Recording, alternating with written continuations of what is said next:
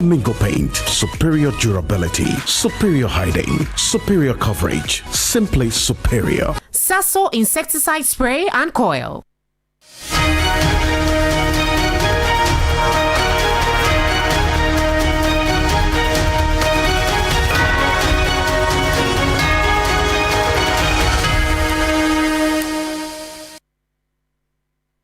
Good evening. You're welcome to Ghana Tonight. I'm Kemeni Amano. Let's look at our top stories.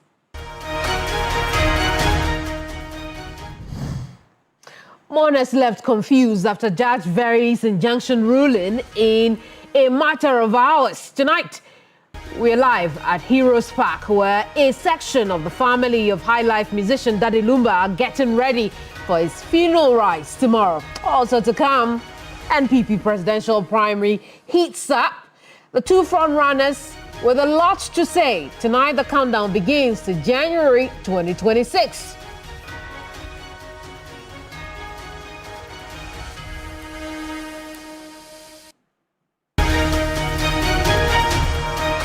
Plus, Ghana citizen Frederick Kumi famously called Abutrika to be extradited to the U.S., where he will be tried for multiple romance scams charges.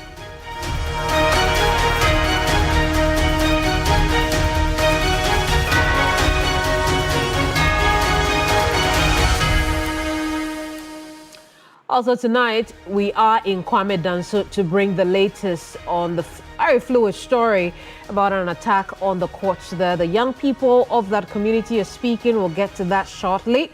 But remember, this is Ghana Tonight. I'm Kemeni Amano. We're live on TV3 and on 392.7 FM. We're also streaming live on Facebook.com, X.com, 3news.com, YouTube.com. If you'd like to be a part of the program with your thoughts, questions, or comments, use the hashtag Ghana Tonight.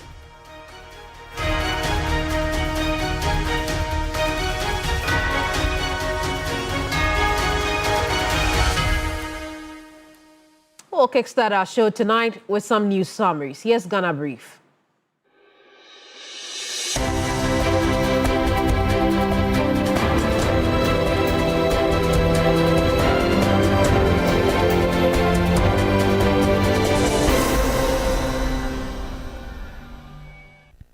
The final funeral rites of the late High Life legend Daddy Lumba are scheduled to proceed on Saturday, December 13, following a review by the Accra High Court of an earlier injunction secured by the maternal side of the family. The court had initially halted the burial, ruling that the immediate family had been sidelined in the planning process. However, after the applications failed to deposit a security amount of 2 million Ghana cedis as ordered, the injunction was vacated, clearing the way for the funeral rites to take place.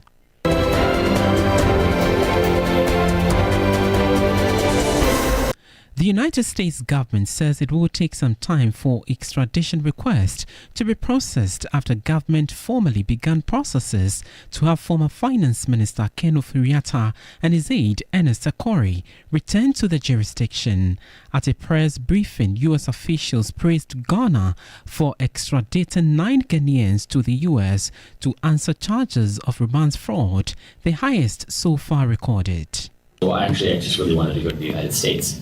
And we have seen President Trump's made it very clear that people have been abusing our migration system for many, many years, to the point where we have hundreds of thousands, if not millions of people in the United States illegally. And that's what this is about. It's about the president's priority and why we have focused on it around the world.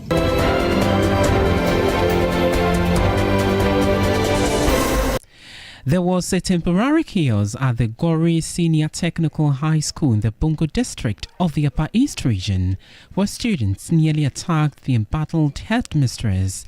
The incident occurred when the headmistress visited the school over 5 months of absence due to investigations into alleged mismanagement of school funds and theft of food items.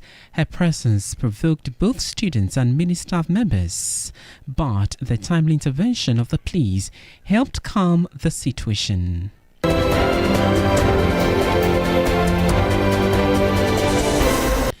Chief Justice Paul Bafoboni has directed the temporary closure of the Kwame Danso District Court in the Bono East region. The directive follows Wednesday's violent mob attack that disrupted court proceedings and endangered judicial staff. The order, issued today, Friday, December 12, comes as investigations continue into the unrest that also targeted the Kwame Danso Police Headquarters. The closure is expected to remain in force until further notice.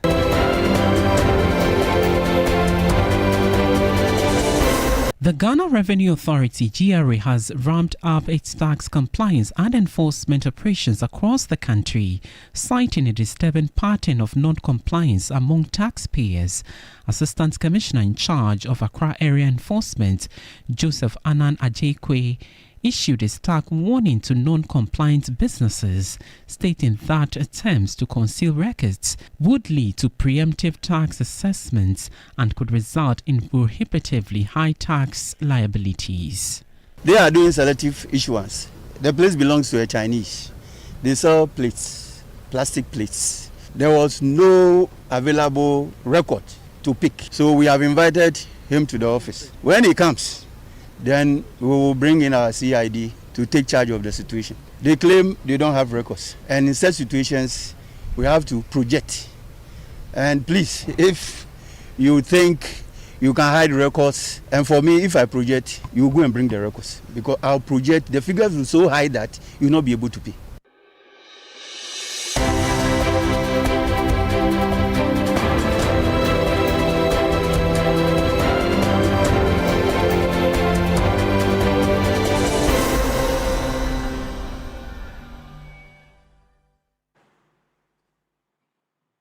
Oh, well, caught on camera. But let's get the show on. Just gone by is Ghana Brief there for you. Coming up. TikTok, the clock ticks steadily to Daddy Lumba's funeral scheduled for tomorrow, the 13th of December. Let's get into that right now.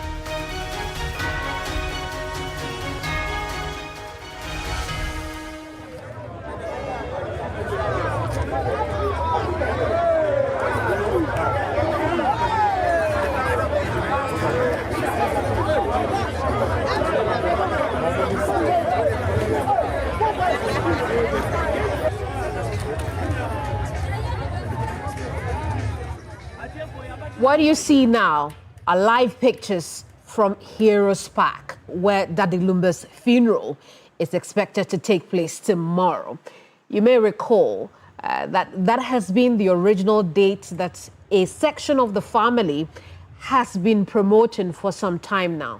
But a lot happened today, and I want to take you through that real quick just before we take you back to Heroes Park. Now, remember that today, the Accra High Court beat a retreat and varied its earlier ruling, which halted the funeral. In fact, that ruling, the judge ordered both sides of the family to agree on funeral arrangements in 3 weeks, blocked the release of Lumba's remains, and protected the personal funds of the deceased musician. And I'm not making this up. Listen, I cannot make it up. Shortly after that, the original ruling, which I have just, told you about, was varied. The judge then imposed a 2 million cedi compliance requirement to be met by 2 p.m. of today. Clearly, the applicant did not meet that, which is why the funeral is happening tomorrow. I'll take you back there now. The Heroes Park is where Daddy Lumba's funeral is happening tomorrow, and our Ibrahim Abubakar is live from there. Ibrahim, we see that mourners, lovers of Daddy Lumba are already there. What can you report from Heroes Park this evening? I can confirm to you that the numbers keep building here. You can see from the back. In fact, the police even have to block the main entrance to the Heroes Park due to the huge numbers. They wanted this so that the creators, those working here, will be able to fix everything before maybe by 12 a.m. For now, I can tell you that most of the items are set, the tent set, the stage is set, chairs have been brought here, and the number also keeps going here. The police have done everything that they can, but it appears the number has overpowered them. So they are just allowing them, even though when you move outside the Heroes Park, you realize that people have even started the funeral. You find various spots that you find a lot of people clad in black and white, black and red, and they will tell you that they've already begun the funeral and they are earnestly waiting for the body of that woman so that tomorrow for now, I can tell you, until something happens last minute in I can confirm to you that hopefully tomorrow the funeral will happen because we are hearing the campaigning is on its way bringing the body to Kumasi together with the first son of that who has arrived from Germany together with some of the siblings so that they will be part of this funeral or burial celebration. So I see, Ibrahim, I mean, as you have told us, right, the funeral itself is tomorrow. For those mourners, sympathizers, and lovers of Daddy Lumumba who were there at this time, what do they tell you, curiously, that they are there for? Well, obviously, some are here to observe what is happening, just so they will have the assurance that indeed the funeral will happen tomorrow. Others too say they have begun their funeral, and in Akan tradition, they said today is the way keeping, so they are keeping vigil, so they will be here until tomorrow or until the body arrives here. So they will be here from this night through up to tomorrow. So others will go back later. Others who are here to stay until tomorrow. And briefly, I'll try and engage with one or two of them and find out from them why they have decided to arrive here early when we do know that the funeral will be done tomorrow.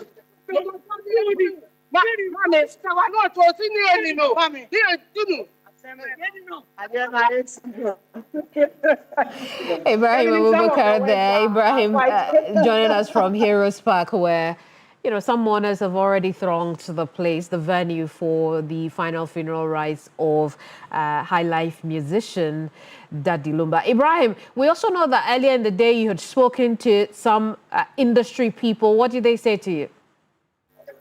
Well, exactly. For them, they are just calling for unity among the family members. They said what is currently happening is an indictment on the image of the late Daddy Lumumba.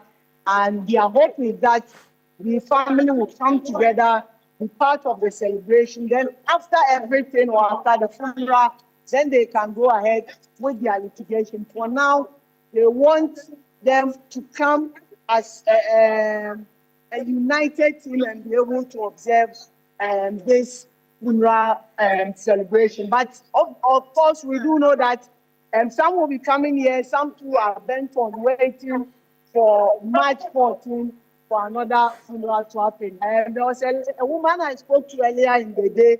She said tomorrow they will be here.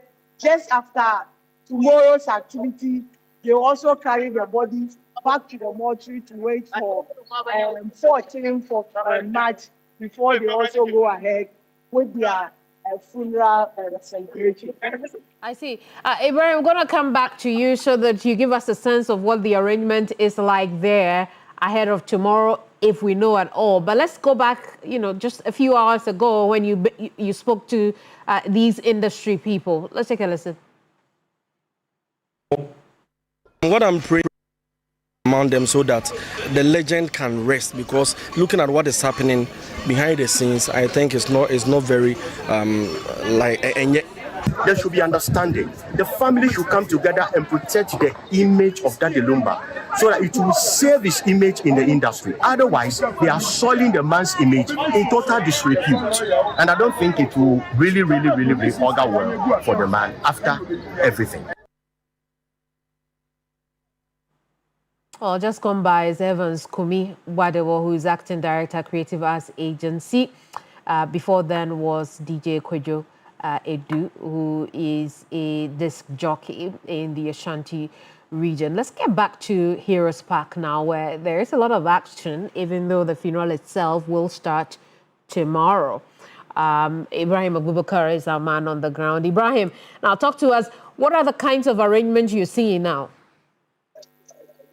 Well, for now, they are just arranging the church, the days, and also the tent. And also, they are preparing where Daddy Lumba will be raised in state. We are told that the information is that the casket will be open for public to see, but the casket will be brought here. So, as soon as they are done with traditions and culture, they will move straight to Nsita, that's the hometown of the burial ceremony before they come back to Kumasi for the funeral. Well, Ibrahim, we'll leave it here. Thank you so much for the reporting. Ibrahim Abubakar, always doing a fantastic job. He joined us from Heroes Park, where the preparations are ongoing for the final funeral rites of high life legend Charles Kwejo Fosu, popularly known as Daddy Lumba. Now, this follows a court ruling earlier today, and in a matter of hours, that court ruling was varied, and now the family has the green light to proceed with the final funeral rites tomorrow. Now, this is also a very fluid story. We'll keep an eye on it and continue to give you updates here on TV3. It's still Ghana Tonight live on TV3 and on 392.7 FM coming up now.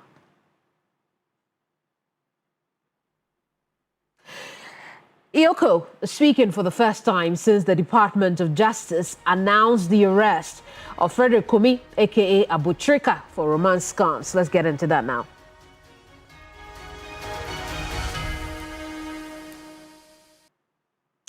Now, Ghana's Economic and Organized Crime Office says the operation to arrest Abutrika took several months of painstaking investigations. According to EOCO, Abutrika, known as Frederick Kumi, doesn't end there. He's also known as Emmanuel Kojo Baobing. It's part of a criminal network that has been defrauding elderly U.S. citizens since 2023. Now, they released a statement in the last hours of the evening. I want to share parts of those statements with you, even as you look at that video of the said gentleman with a lot of cash in view, But what has EOCO been saying today about Abutrika? Now, they say that EOCO and the multi-agency task force have carried out an operation which has led to the arrest of one of Ghana's notorious scammers, Frederick Kumi, a.k.a. Emmanuel Kojo Baobing, popularly known as Abutrika, on Thursday, 11 December 2025. If you're getting your date wrong, that was only yesterday. The EOCO team, in an international investigation with the Federal Bureau of Investigations, the FBI, NACOC, International Criminal Police Organization, Interpol, the NIB, together with Cybersecurity Authority and the Office of the Attorney General, undertook this operation. So now you can understand why it was a multi-agency operation which lasted several months. The operation to arrest Abutrika, EOCO continues in that statement, follows several months of intelligence and investigations. Abutrika was part of a criminal network that targeted elderly victims in romance scams across the United States since 2023. The criminal network used artificial intelligence software to assume false identities and form close relationships with victims. Now, these victims were often elderly and engaged in romantic relationships with the perpetrators. The network gained victims' trust to obtain money and valuables, often targeting individuals through social media and online dating platforms under false pretenses. Abutrika will subsequently be extradited to the United States of America to face criminal charges of conspiracy to commit wire fraud, money laundering, conspiracy, and a forfeiture of specification, and faces up to 20 years in prison.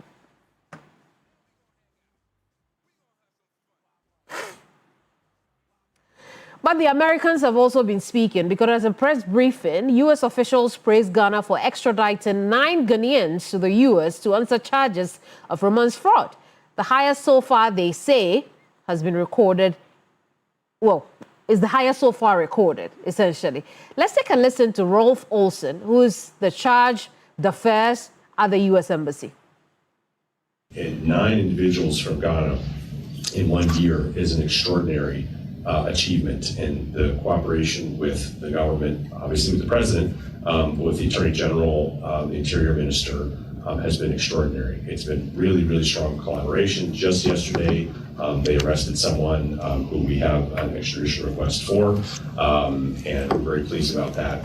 Extraditions always take a little bit of time to sort of finalize, but it's been really, really, really, really important. And talking about who some of these people are, and there's public announcements about this. Most of them have been involved in cyber crime, or what we call elder crime. Now, while we're on the subject of extradition, let's talk about the former Finance Minister, Ken Ofori-Atta, because U.S. authorities also commented on that. In that case, they say it will take some time for extradition requests to be processed after government formally begins processes to have the former Finance Minister and his aide, Ernest Akori, returned to Ghana. Take a listen to Olsen again. The process of evaluating an extradition request is on the American side is very well established, and it is not generally very quick. And so we receive a request. It goes through the various mechanisms that we have to undertake. But the door is always open for those requests. There's no individual case that can be prejudged, because U.S. judges make decisions on this. And they are, of course, a separate branch of government. So they have the ability to approve or disapprove a request. But we're always open to that kind of collaboration, absolutely. Let's have a quick chat on the back of this. Richard Kumado is a security analyst with extensive knowledge of national security operations. He's joining us for a quick discussion on the back of these extraditions and romance scams and the likes. Richard, I appreciate your time this evening. But when you hear the U.S. authorities, they say this is the highest ever recorded of extraditions of alleged criminals from this country to the U.S. to face the offenses or charges against them. How does that come to you? What it means is that they had a lot of cooperation from the Ghanaian investigative agencies.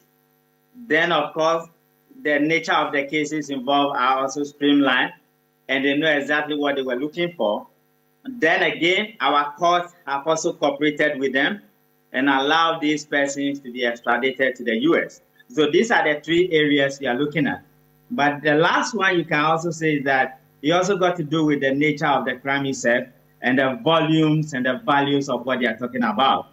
To the extent that these are crimes that are related to trust-related fraud, that got simply called romance fraud, they might have touched some sensitive people in the U.S., and the U.S. government is damn serious about getting to the perpetrators to face charges in the U.S. in particular. I see. But, you know, at the same time, he tells us that in the case of our former finance minister and his extradition into the country, it will take some time. For a lot of Ghanaians, that does not sit well with them. Is there justification for that? You realize that for this particular brother of ours, Abutrika, it took about 9 investigative agencies, including the Attorney General's Department, to be able to track him down and get him arrested together with 2 other persons. And his name popped up as an investigative interested person somewhere in 2023.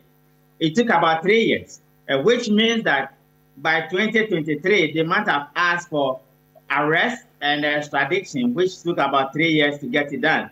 But that is exactly what he's saying, that you may put in the request today, you may not have the answers tomorrow. And it may take you some level of days or some number of days for you to get the request processed. And he also made a point that the judges in the U.S. will have to make a case. And if you remember what the Deputy Attorney General said, he put it rightly, that says that once you are asking for extradition, it's like you are going to court to prosecute the case. And you have to meet the demands of the court system. And you have to make a case that your case is so convincing that the judges of the U.S. Will have to make a pronouncement. So that is exactly what the man from the embassy is talking about. If we want not just Ken Ofori-Atta, but any of our citizens that has come under crime investigations and there are questions to answer, it is proper we do it properly. It is proper we put in the request early. And it is proper we follow the standard protocol. That is the only way we are going to get them back here and to answer many of the charges we want them to. I mean, in summary, what you're saying now is that the responsibility is on Ghanaian authorities now to act fast, to expedite the process. Definitely, yes. If there will be cooperation between the Special Prosecutor's Office and Attorney General, or all the other investigative agencies and Attorney General, and they put their heads together and get it done, that would be better for them. But to the extent that they keep on fighting and there are too many divergent views, it's going to take them a little bit of time, not just in the case of the former finance minister, but all other persons who might be they might want them to come to Ghana to answer questions in relating to investigations and crime. I see. As of now, we hear some of the charges against the suspect, Abu Trika. What really is he up against if he's sent to the U.S., the processes that could be involved in this? What is the depth of what he is to face there? Definitely, he will have a legal representation. But once you come under the radar, and one of the charges there is money laundering and wire fraud. Wire fraud, money laundering is the universal set, or financial crime is the universal set. And you have subsets like wire fraud and many of the related cases. And they are using the word conspiracy to commit some of these fraud. These are frauds that come with few charges. And I wasn't surprised they are talking about no less than 20 years in prison. His cooperation with the U.S. government or the U.S. prosecutors may help him for a reduced sentence. Other than that, the stipulated time in prison will be 20 years because of the nature of the crime, the volumes involved, the value involved, and the personalities he has duped using the technology. We are all aware from artificial intelligence point of view that one of the challenges artificial intelligence poses when it comes to some of these fraud is voice imitation and imagery imitation. And I was happy when the Minister of Communication said they are putting up laws or draft bills in cybersecurity to deal with some of the vulnerabilities we have in cybersecurity and that of misinformation and disinformation. If we are not able to do it as a nation, then these are the ramifications and these are the consequences. And it's better we catch up with the other people. So we will urge our authorities to act as fast as quickly so that we could catch up and many of these things can be dealt with. Indeed, Richard, now that you brought up the issue of the communications minister and how technologically sophisticated romance scams are beginning to show up as, and again, as identified in that EOCO statement. I want us to take a listen to the minister on the same subject matter. Yes, Sam Nate George, on romance scams and, the issue that's cropped up recently. You realize that just yesterday, one of my agencies, the Cybersecurity Authority, picked up an individual who is supposed to be successful. There's no peace with that kind of success. And there are 3 more we're picking up in the next few days because we're cracking down on cybercrime. And so cybercrime does not pay. But education is the only thing nobody can take away from you. They can take all you have. They can take your cars, your houses away from you. But what you know and what you've learned cannot be taken away from you. And so education is the priceless gift that a child can get from their parents. And so I urge all the young kids to take their education serious. I mean, clearly, all the agencies are patting themselves on the back. But when we zoom out of this situation, we have a bigger problem at hand about how sophisticated some of these scams are becoming. How can this country nip the situation in the bud before it gets to the points that we see, multi-million-dollar scams? Number one, you need structured policies, and you need the laws to work. Then number three, you will need capacity building. Number four, you will need the interagency cooperation, just like they have demonstrated.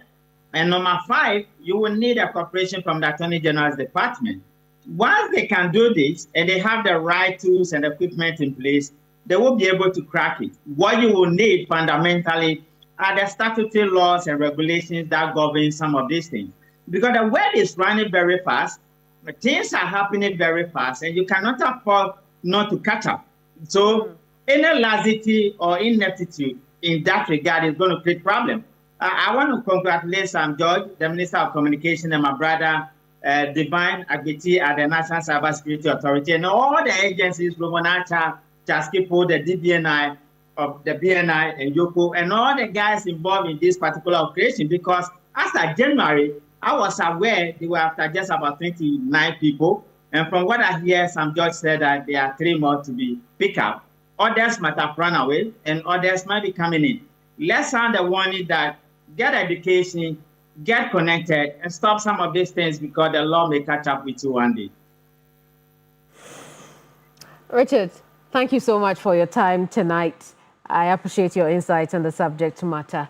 Richard Kumado is a security analyst with extensive knowledge of national security operations. Now, this story around Romance Camps, Abu Trika, again, another fluid story we'll keep an eye on and bring you updates as they emerge. In the meantime, let's take you to Kwame Danso, where the youth are on their knees begging for mercy. I'll explain right now.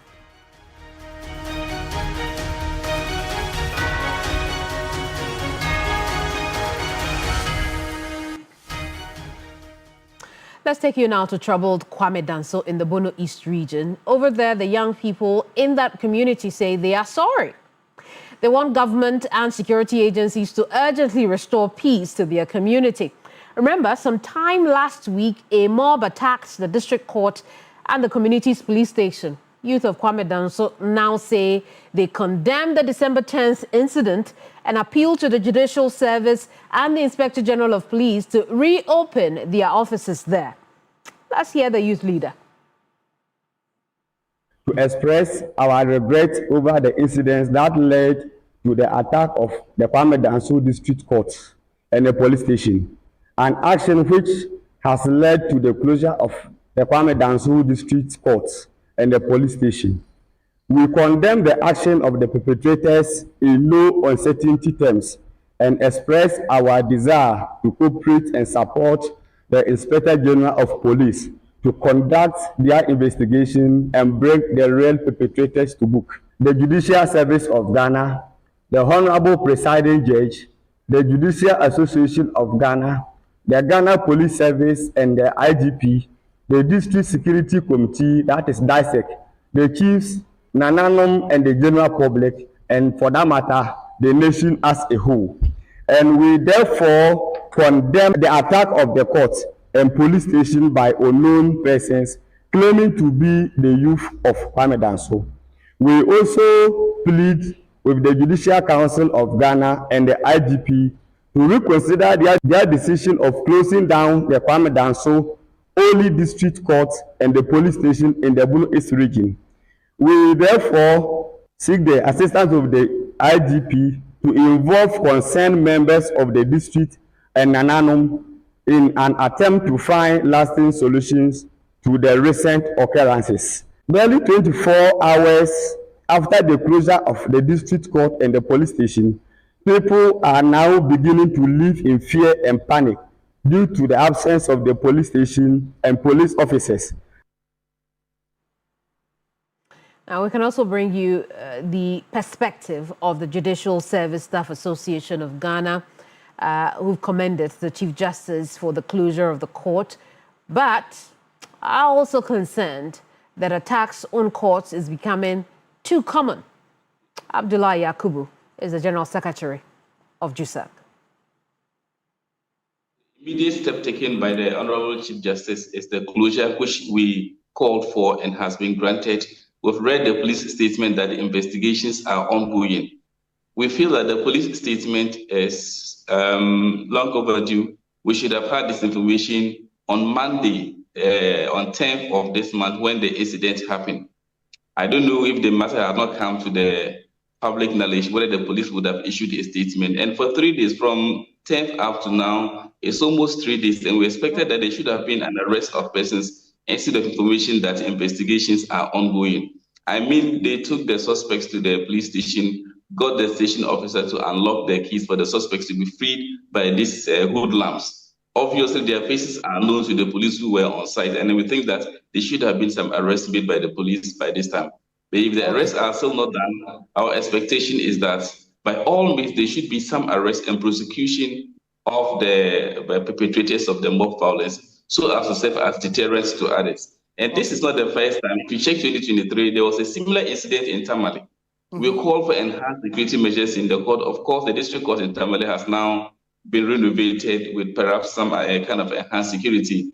But there appear not to be some kind of following through the prosecution to deal with the perpetrators. And this time around, the mob that attacked the court, we have been told, had earlier attacked the police station not less than 3 times. And if no action is taken against them, we are afraid that when the court is reopened and the police station is also reopened, they are likely to come back and attack them because there had not been any consequences for their prior violent and unlawful conducts. Another fast-changing story, updates of which will bring you in subsequent broadcasts. You're live here on Ghana Tonight.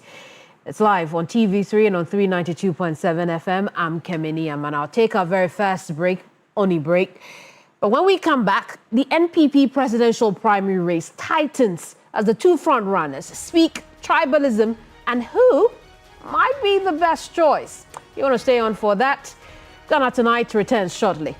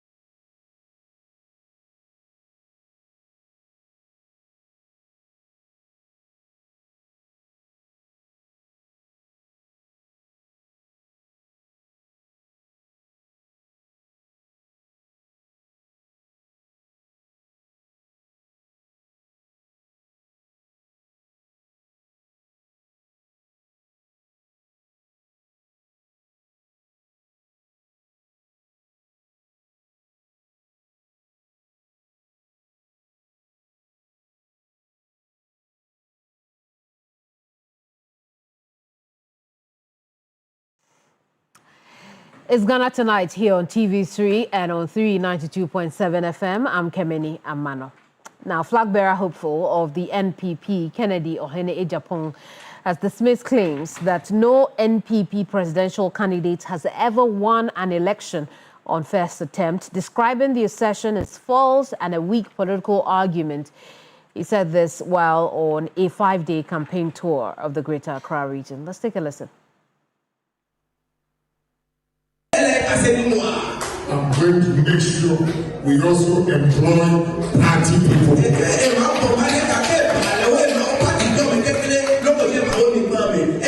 Advice I want to give you. People are going around making propagandas that, oh, there is nobody in this country who has won president the first time.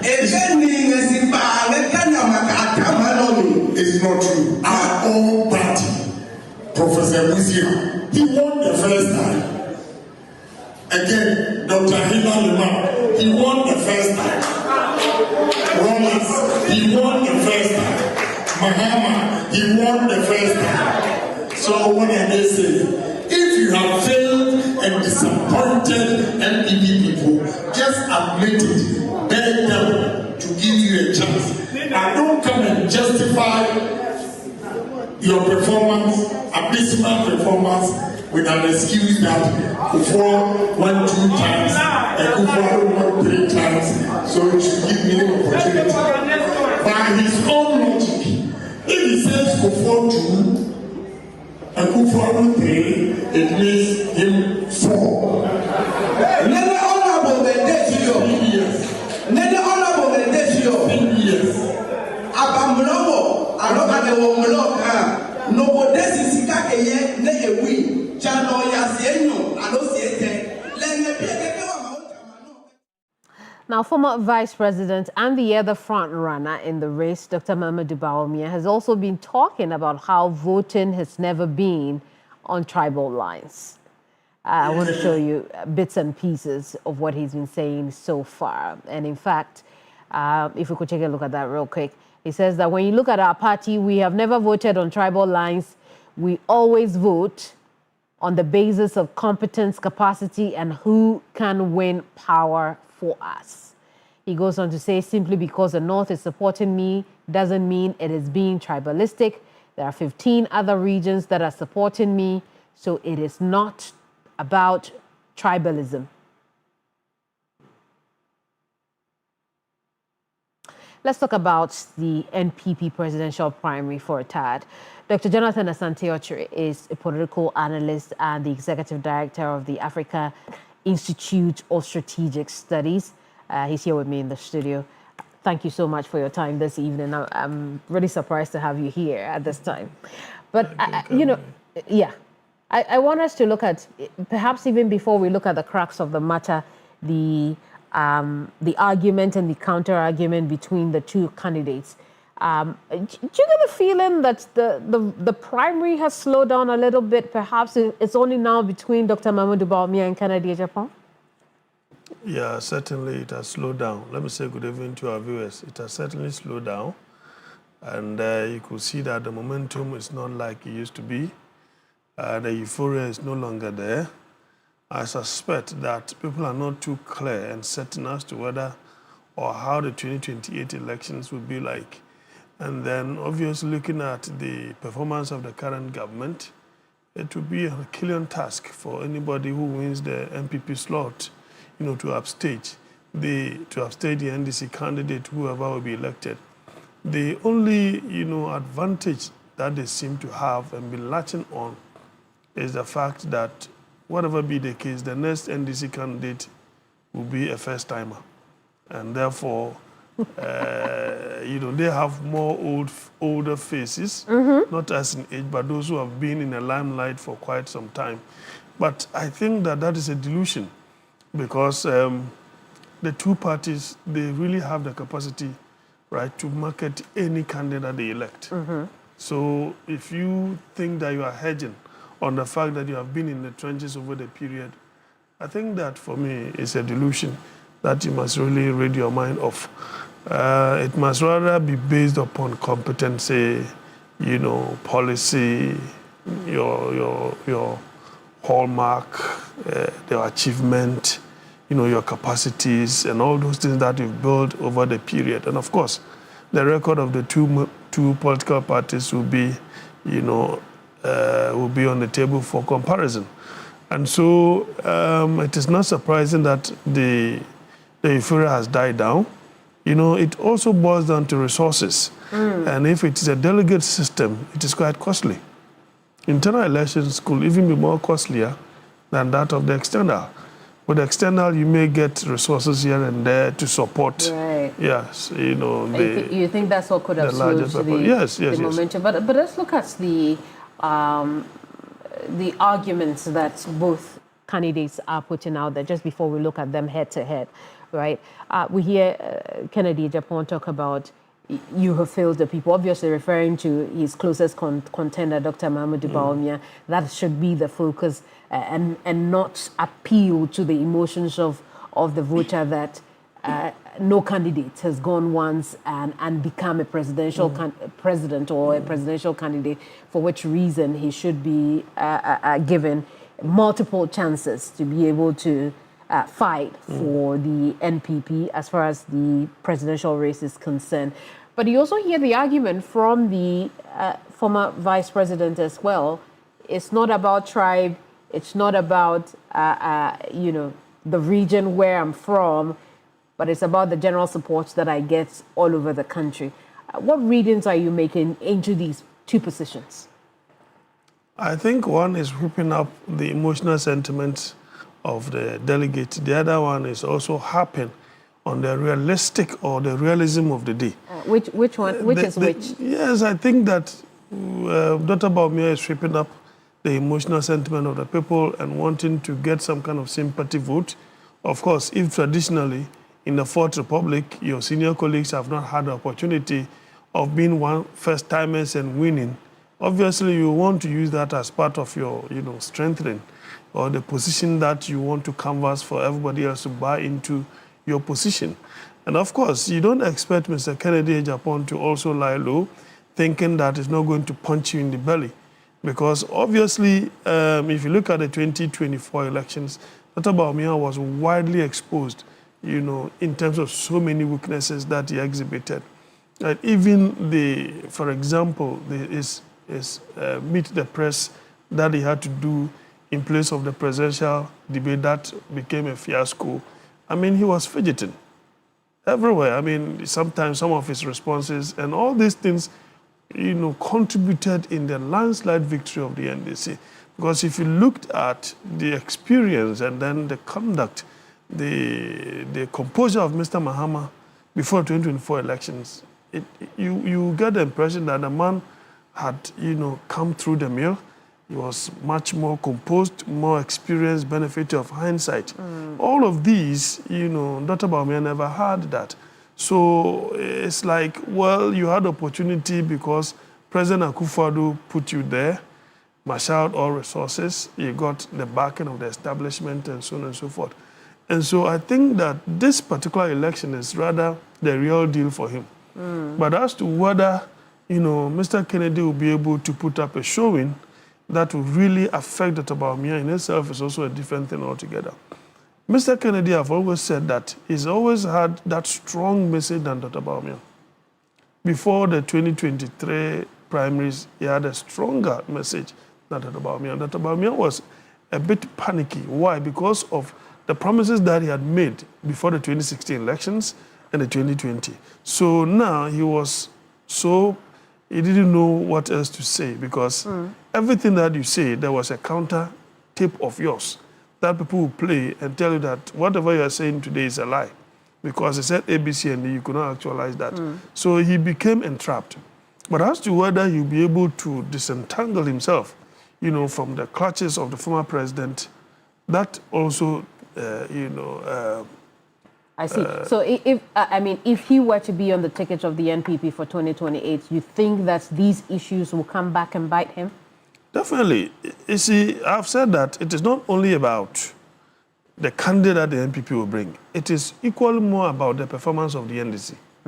in government. And then that is President Mahama and the Vice President and the ministers combined. And I have outlined 3 main areas of which the government has really performed creditably. The productive sector, you are talking of agric, Mr. Ekopoku, you are talking about energy, it's also productive, Mr. John Jinapo. And you're talking of management, that is the finance minister. Do you get the point? So if these 3 have had it properly organized, that is the more reason why. Because most of the other ministries are service, right? They render services. But those who are in the productive sector, they run the economy. So you could see that the 3rd quarter, according to one of the dailies, said that it was engineered by the agri sector. It's a 3rd quarter, growth, I think 8 point something, was rather, motivated and engineered by the agri sector. So if you get these indicators right, then the only thing you have to do is the transition. Transition has always been a difficult thing. So if the NDC is able to get their transitional act in terms of, transition properly organized, no internal bickerings, or they are able to get the understanding, look, only one person can be a presidential candidate. We can all come out as a team and support like the way they did for Mr. Mahama. Then whoever that the MPP elect will still struggle. I see. It wouldn't matter because what name definitely they are going to compare the record they inherited and that which they are going into the elections with. So apart from a familiar face on the ticket, when we take a candidate like Kennedy Ohinejapon, what are the upsides for the party? You see, Mr. Kennedy Japon is an unconventional politician. And that in itself could be some kind of a new thing and a difficult thing for the NDC. You know why? Because you cannot predict him. The only flaw is the fact that it is still the same unpredictability that is the main problem, the main reason why probably the delegate may want to vote for Dr. Bawumia. But in terms of energizing the grassroots, bringing everybody on board, the charisma that he has, Dr. Bawumia doesn't have that. He doesn't have that. He's a mild-mannered person, right? Dr. Bawumia has a nice way of giving you punchlines, right? Punching you in the belly. He's also fond of sometimes, using some insulting words in a very subtle manner, making you look a bit unintelligent. You see, like some years back, telling the NDC they don't read. That is an insult. You don't have to use, such words. But at the end of the day, you also churn out figures that were challenged. And that means that you are equally deficient. Just one last one before we wrap up our conversation, right? Because I do want to look at the other 3 candidates, Brian Achampong, Dr. Yahweh Duchum, and then Kwabena Japon, right?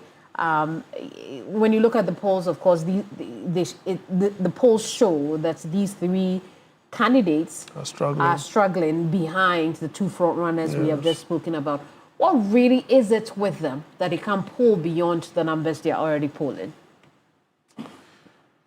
Sometimes delegates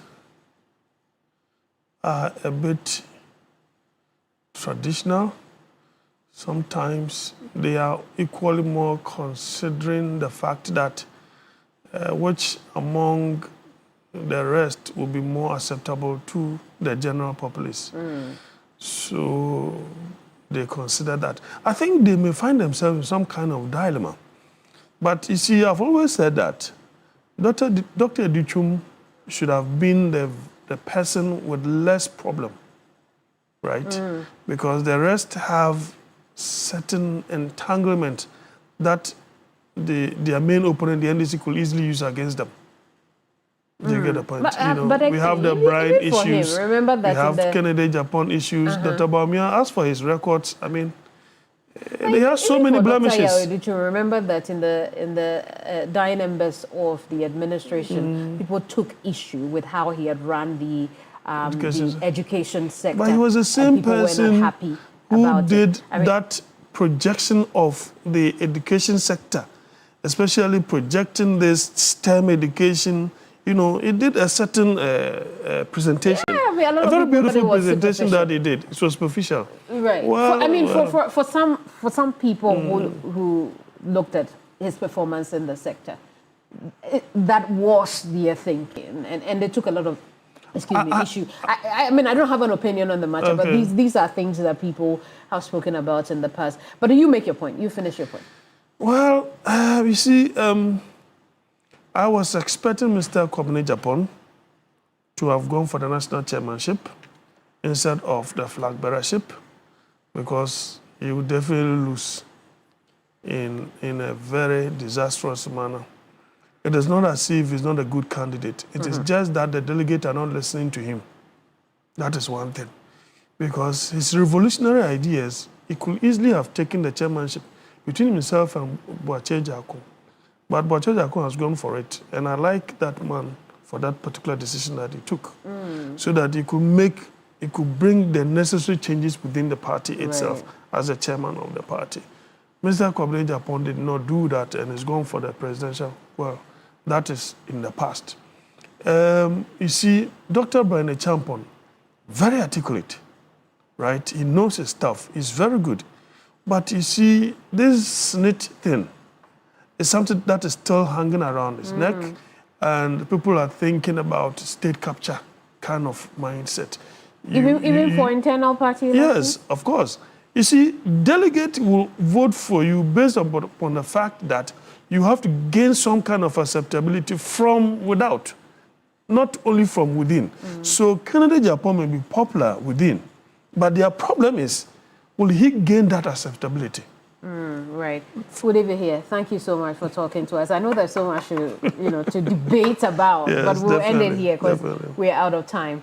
Dr. Jonathan Asante-Ocho is a political analyst, and we'll be looking at the NPP's presidential primary. A few things to look out for tomorrow as we wind down. Remember that at 7 a.m. Alfred Okanse will be on your television with his panel members as they discuss the week's biggest stories. You see, withdrawal of bill to repeal OSP Act was the future for the Anti-Corruption Agency. Interior Minister orders probe into Special Prosecutor's assassination claim. Really important development over the week. Mandai parliamentary rerun. Remember that there was chaotic scenes. In fact, there were chaotic scenes in Parliament. Hours of no work done until the Speaker and the majority side pushed through for some work to be done on that fateful day. You want to make time, tune in 7 a.m. to 11 a.m. Saturday.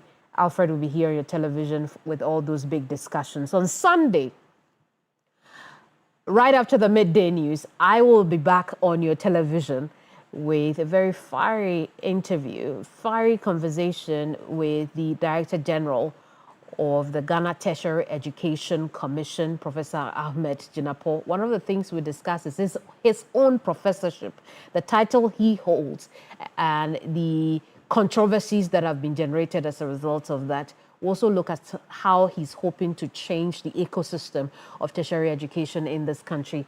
It's a conversation you shouldn't miss. Hot Issues, 1 p.m. here on TV3. I'm Kamini Amano. This is Ghana Tonight. I'm so grateful for your company. Time for me to go. Have a good night. Bye-bye.